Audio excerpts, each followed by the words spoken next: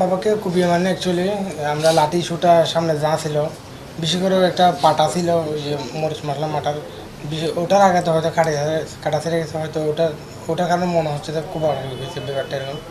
কোপাকুপি হয়নি, লাঠি ছোটা দিয়ে যা যা ছিল সামনে টেবিলের স্ট্যান্ড দিয়ে এরকম মানে উত্তেজিত অবস্থায় যেটা যেটা পাইছি উনি আমাদেরকে মানে আঘাত করছে, এখানে এখানে মারছে বাবা। তারপর আর বাবার প্রতি খুব হচ্ছে যে বাবা, সে আমার ছোটো চাচা মারা যায় বিদ্যুৎ পৃষ্ঠ হয়ে 2009 সালে।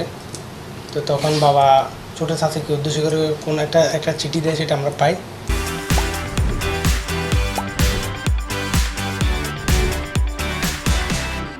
ওটাতে লেখা ছিল যে দেখো তুমি আমার ছোটো ভাইয়ের ওয়াইফ এবং আমার ছোটো বোনের সমতুল্য। তো আমি ওই দৃষ্টিকোণ থেকে সবসময় সহযোগিতা আমার যতটুকু সম্ভব আমি করে যাব। তো এটা আমি করে বাইরে কোথাও আমার সাহায্য সহযোগিতার প্রয়োজন নেই, বিষয় এরকম একটা পাইছিলাম চিঠি। তো আমরা এটা খুব পজিটিভ নিয়েছি, কিন্তু এরপর থেকে এটা ওই সম্পর্ক থেকে আসা তো এটা ভিন্ন সম্পর্কে চলে গেছে, এটা এক পর্যায়ে পরকীয়া সম্পর্কে চলে গেছে। তখন আমার ছোটো চাচির ছেলে মেয়ে যারা ছিলেন আর কি, যারা এখন বড় হয়েছে, তাদেরকে নানা বাড়িতে রাখা হতো। কেন রাখা হতো তখন সেটা বুঝতো না। তখন সেটা 2016 সালে যখন বাবা একেবারে চলে আসে, তখন বুঝতে পারছে যে মানে কেন পৃথক রাখা হয়েছে, এটা মানে কি। আর এটা বিশেষ করে 2009 সাল থেকে আমাদের পরিবারের সঙ্গে শুরু হলো, এটার তীব্রতা আসে আপনার 2016 সাল থেকে।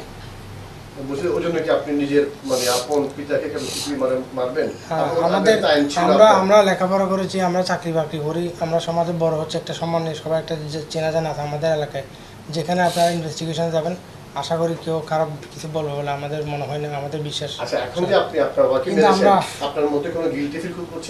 অবশ্যই এটা তো আমরা হয়তো আবেগের বসেতে আমরা তো বাবাকে একেবারে মেরে ফেলতে যাইনি।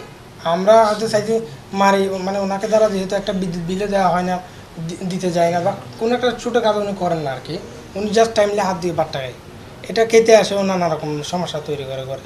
তো চাইছিলাম ঠিক আছে এমনি যখন এরকম চলে আর যাতে রাজনীতি না করে, এইভাবে মানে এলাকায় যখন মানে উল্টাপাল্টা না করে, পরিবারে যাতে উল্টাপাল্টা না করে, একবারে হাত পা ভেঙে দিয়ে বসা খাওয়াবো, এরকম একটা মানে মারার সময় আসছিল। কিন্তু এত কিছু হয়ে যাবে আবেগ বসে, আবেগটা আসলে কন্ট্রোল করতে পারি না আমরা দুই ভাই, আমরা এত বেশি উত্তেজিত হয়ে গেছি। আমি তো এরকম করতে চাই না, আমরা এমনি মারছি, মারে পরে আমি নিজে গাড়ি নিয়ে আসছি ওনাকে হসপিটালে নেওয়ার জন্য।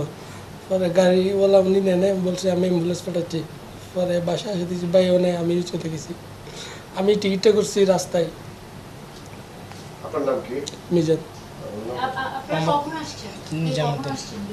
আমি 5 সেপ্টেম্বর, উনি 6 সেপ্টেম্বর আসছেন। আমার ছুটি ছিল, আমার 2 বছর 5 মাস শেষ। আপনার নাম মিজান আর আপনার? আমার নাম নিজামুদ্দিন, ওনার নাম মিজানুর রহমান।